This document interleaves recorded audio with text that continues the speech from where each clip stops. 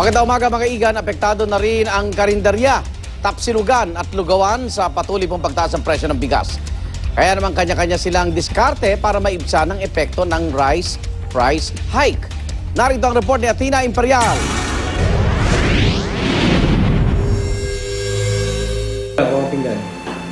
Kabilang sa mga dumadaing sa pagtaas ng presyo ng commercial rice ay ang mga may-ari ng mga kainan tulad ng karinderya at mga tapsilugan. Dahil staple food ang kanin para sa mga Pinoy, lagi itong kasama sa ating food menu. Pero maging ang mga lugawan, apektado rin. Tumaas na rin daw kasi ang presyo ng malagkit.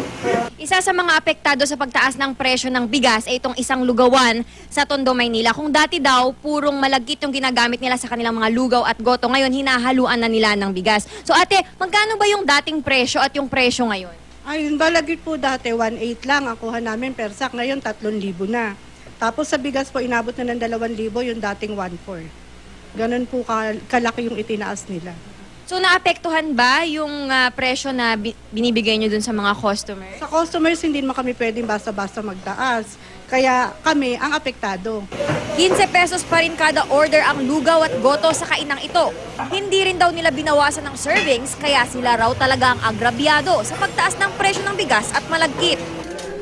Sa karinderya naman ni Aling Tessie, dinagdagan na raw ang singil sa order ng kanin.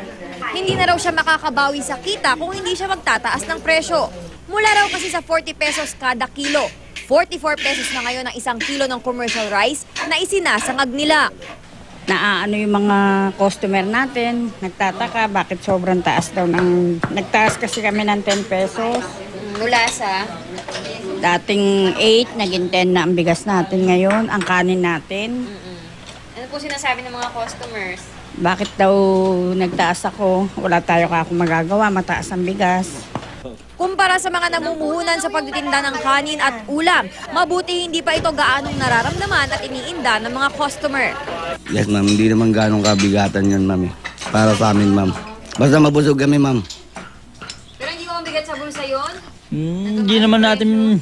Okay lang yun. Tingin mo okay na yan. Okay na. Huwag naman sobra, siyempre. Pero kung paunti-unti lang, okay lang yan. Para sa unang balita, Athena Imperial reporting.